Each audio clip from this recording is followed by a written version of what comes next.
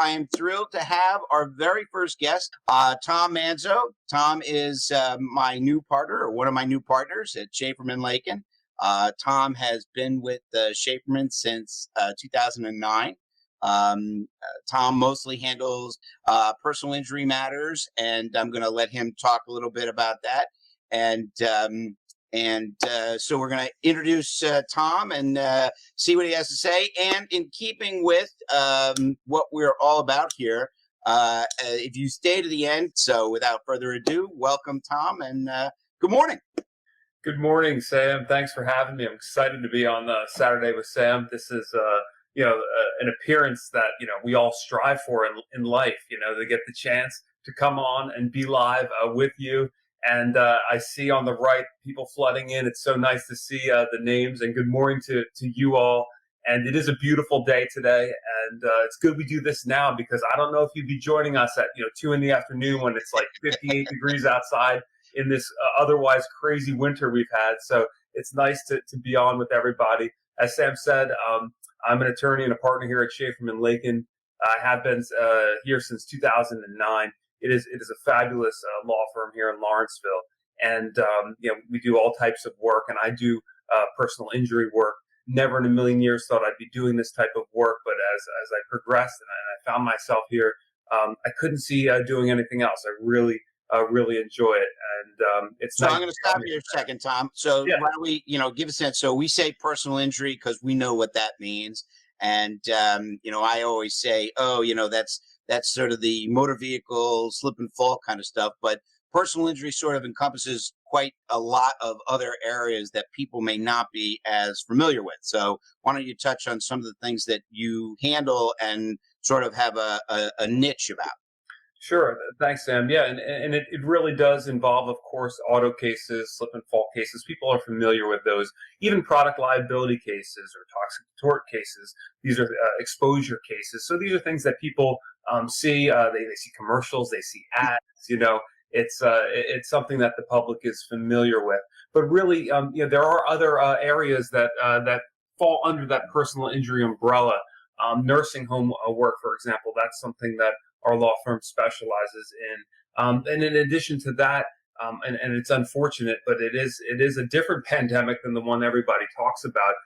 It's sexual assault work, victims of crime work.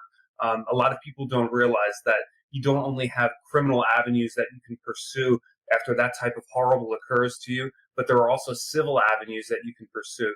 And myself and the PI team here under Craig Hubert, we prosecute civilly those types of cases as well, and it's really become something that we, although it's difficult, the subject matter is, we do enjoy that. We really feel that we're able to help a lot of victims in that regard. And I mean, and again, it's one of the. So I've known Tom for many years. I've known Craig and some of the other partners that we'll be introducing everybody to over the next couple of weeks. And I've known a lot of these guys and gals for the last 15, 20 years. So I'm personally thrilled to be part of this new team, and super excited for what's coming. And I guess it's the same kind of satisfaction. Everybody has sort of seen how charged up I get with the fact that we get to go beat up on insurance companies who are trying to screw people and take advantage of the injured folk and good working people, etc. And I would think that some of that is really rewarding, although difficult topic area at the end, when you know that you've done a great job for your client, a true satisfaction in trying to at least on some level financially recover for a situation that's obviously can be quite difficult to recover from. Yeah, you're absolutely right, Sam. And there are, and that's why it all kind of falls under this umbrella that we're talking about with PI and comp as well. We're very much related here. The Venn diagram, there's a big overlap, and the idea is that we as attorneys, we're fortunate, right? We've been educated in ways that we can help people use these different laws and statutes and things that are out there to help them. There are so many avenues where we can help people where they're not necessarily, the public isn't necessarily told about them. And we're so lucky that we get that knowledge and we get to use that to help people who need our help. Yep. Yep. Absolutely. And so, and when you get those kinds of cases, I mean, you had mentioned nursing home, uh, some of the sexual assault cases. Where do you typically see those cases sort of coming from, or how do you sort of find that type of case? These are things that affect everybody, right? That's kind of how we always look at it. In other words, some areas of work, corporate law, other things like that, you've got to be involved with businesses. It only applies to certain people. So many of us have family members that are in a nursing home. So many of us have family members or friends who were at a college or a university where maybe a sexual assault unfortunately occurred. These are things that affect all of us as human beings. So, the type of work we do, it doesn't just fall with one, type of person, class of person, geographical area. These things apply to everyone. So these cases and these potential cases are out there everywhere. It's just people need to be aware that they have rights when some of these things happen to them. So we got a couple of questions coming in, which is always great because it makes our show just sort of go flying by when we do that. And Hester wants to know, can you reopen an accident case that was closed before you completed the medical care? So I'm going to do that from a workers' comp point of view, and I'll have you sort of answer that from a personal injury point of view. Certainly, Hester, when you're involved in a work-related injury, if the matter resolves, settles, but you still require, let's say, some ongoing medical treatment, you have an avenue in which you can reopen that workers' compensation case as long as you do that within that specific 2-year window. But you can reopen that case and request additional medical care and again receive additional benefits for that injury as it gets worse over time. But Tom, if somebody has a personal injury matter and that case settles, is there that same kind of ability to reopen the case in the future? Yeah, if the case settles or if there's a jury verdict, there's an ending to the case, a formal ending. The answer is no. Usually you can't reopen that type of case. If a case is ongoing and discovery ends, or there's medical treatment isn't over, but the court is saying, hey, you've really had enough time here. That's a different story. Sometimes you can get those matters kind of reignited to get you more time to be able to present your injuries. And when I see questions like this is a really good question. This is why Szaferman, Lakin, and other firms too. They, but especially us, we don't charge for you to call and ask us these things. It really depends on your circumstance. So when you have a question like that, which is a great question, you pick up the phone and you give us a call because I'm glad to get on the phone with you and answer that type of question to find out what your situation is, so I can give you the right answer. Terrific. And Lisa wants to know, harassment in the workplace, is that considered a personal injury case? Yeah, it can be. It absolutely can be. There's an employment law overlap with that. So depending on what type of harassment's occurring, how long has it been occurring, what has it done to the victim? It has a personal injury tone to it. There are also employment law related issues there about how can you make your work life better. Do you want to stay at that job? What are your rights in that regard? So the answer is maybe, yeah, it could be considered personal injury. It also can be considered employment law, and so that would be something you'd want to look into. And certainly, one of the attorneys that we're going to have on Saturday with Sam is going to be a gentleman by the name of Dan Sweetser. And Dan is one of our partners at Szaferman, who more specializes in the employment, sort of that employment litigation side of things. Tom, so let's shift a little bit. So, representing plaintiffs, same kind of petitioner work that I do, and so why don't you talk about like one of the cases that sort of stands out in your mind in terms of a case that you've handled in the past that like a good story. Good story, my goodness. Well, I'll start it by this, and as you guys can probably understand, the good story usually involves pretty tragic circumstances, but we see everything, I'll put the sexual assault work aside because that's there are some horrible stories there. But that involves some great endings too. But let's just look at some of the auto stuff. I mean, we've had cases where I'm thinking of one recently where our victim was driving along 95, and a truck in front of her was carrying a huge backhoe on it, and they failed to strap this backhoe down correctly, and it hit an overpass as it was going underneath it, and this giant piece of machinery went flying off the truck into our client's car. She was tragically injured. However, one of the things that is great about it is that by us getting involved, we were really able to connect her with great doctors. And she was able to make a great recovery. Now she still has some issues, but that's a case where we were able to get a great result for her at the end with compensation, which was important because she deserved it and she needed it in light of the medical bills. But perhaps most important is that she now has a team of doctors that's going to take care of her going forward. That otherwise she may not have had. As you guys may know, and I'm sure Sam will echo this. The insurance industry in and of itself isn't necessarily going to try to direct you to get more care. Every time you don't go to a doctor's appointment, they save money, and that's how they see it. They're a business. But our prerogative is making sure people get the care that they need. So that's a case that comes to mind because I know that this client, she's in much better hands now, and she has a team that even when her case ends, she's going to get help going forward, and that is a great result.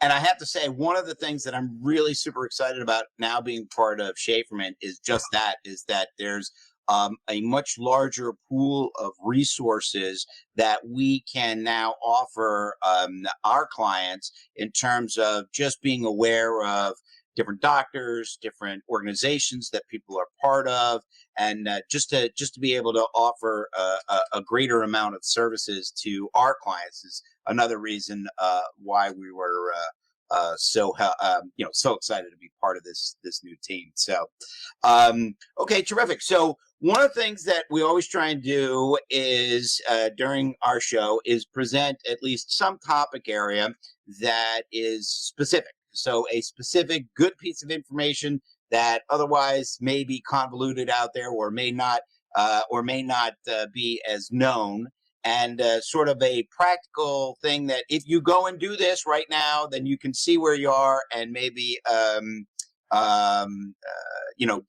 change things for the better for you. So I had prepped Tom. We had talked yesterday about that. I was going to ask him to sort of give us a practical tip of things that you can. Morning, Brian, David. Thank you for chiming in.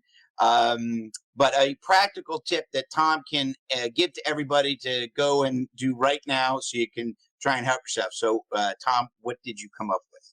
That's great, Sam. Yeah, and I was thinking of what recently, say in the last couple of weeks, some of the things that I've seen that are just so frustrating, and things that with a little bit of help, a little bit of foresight, you can change for other people to give them more opportunities and more rights. And one of them is looking at your auto policy. All right, and this is something that I'd ask each of you to do. I don't know that everybody has a car that's joined us today, but I'm guessing that most do. It's something that most people have, right? We have a car. We also have the common frustration of auto insurance costs and the policies that we pay for. It's astronomical. It drives every one of us insane, and it should, because it is crazy what we pay out in insurance, right? But even crazier than that is paying so much money and then realizing after, unfortunately, something happens and you need help from that policy, that you don't have it, or you don't have adequate help. I mean, how offensive is that, right? You now need the help, and you've been paying out the nose for years or decades, and now you don't have it, right? So that was what I was thinking about after talking to Sam and reflecting a bit on it. And there is something you can do about that, okay? And before I talk about that, let's be straight about something. We all only have so much, money, right? So you can't have perfect insurance in every realm. If you do that and you seek to do that, you may not have food on the table at night, right? So you have to pick and choose, all right? And I put that out there before I start talking about some of the suggestions. But when you later on today pull up your policy, right? Some of you pull it out of a drawer, and that's okay. That's what I did until recently. But now I do what all the young people do, right? I pull it up on my phone and Snapchat. yeah, yeah. Hey, whoa, don't go too far there. Uh, Well, you said young people, so yeah, I hear these terms in my house too. I don't right. always know what they mean. But really, pull out your policy and don't do it at 2 o'clock today. You're going to be outside enjoying the Absolutely, weather. absolutely. But it's going to get cold later, and it may snow tonight, they say. So there's going to be a time period later on today where you can pull out that policy and not feel like you're ignoring the sunshine. Okay. And I want you to do that and take a look at it. And here's what I'd ask you to look at. The first thing I want you to look at is the PIP, the PIP, the Personal Injury Protection Coverage. That is your medical coverage, okay, when an accident happens. Now, some people have an option where they pick to have their health insurance primary. And you know what? That saves you some money. If you have great health insurance, it can be of a help to you, okay? But the reality is most people don't. Most people have health insurance with a huge deductible as well, large copays. PIP coverage after an accident, they treat you, the doctors bill that coverage, and you don't have to ever pay that coverage back. So I would look to see that you have the $250,000 in PIP coverage. I start with that because that's what treats you, okay? That's what gets you better. So before even filing a lawsuit or thinking about that type of thing, let's talk about your health. That's where it begins. That's a very important part of your policy. So check that out and see if you have that 250. If you don't, call and ask how much does it cost to raise it to that. How much does it cost to keep it primary? In other words, that would be the primary payer after an accident because that's the ideal. Okay. After that, I want you to look at another thing, and that's called UM/UIM coverage. That's underinsured and uninsured motorist coverage. That's the coverage on your policy that protects you in the event somebody else out there that causes the accident for you is driving with little or no insurance coverage. So that's the number that helps you. That's the number that if you file a lawsuit against that other driver and they only have $15,000 in coverage as liability coverage, that's the coverage that you're going to flip back to and be able to recover more compensation for yourself. Now, the law in New Jersey says that you can only have as much UM or UIM coverage as you do liability coverage. And I think you can understand the theory behind that. You can only seek to protect yourself as much as you're willing to protect somebody else. So that's how it works. So if you have $100,000 in liability coverage, please check your policy. Make sure you have $100,000 in UM and UIM. UM/UIM is one of the cheapest coverages on your policy. No insurance company tells you that because at the end of the day, it's money that they would have to pay you out or potentially pay you out if an accident happens. So they're not going to spell that out for you, okay? But that's how it works. So I had a client come in 2 weeks ago, and she had $500,000 in liability on her liability coverage. She only had $35,000 in UM and UIM. She had a fractured arm and that needed surgery after a motor vehicle accident. The other driver has limited coverage. Of course. It's so sad. And that to get that $35,000 up to $500,000 to equal her liability would cost very, very, very little for her. And no one ever told her. And the law doesn't make them necessarily spell it out for you. But that's why you're here with Sam today. And that's why I'm glad to be on, because I want you to look at that and check that out. That's fantastic. Fantastic advice. And thank you very much, Tom. I appreciate it. That's exactly what we're trying to do here. With that, I want to say thank you. Thank you again to Tom.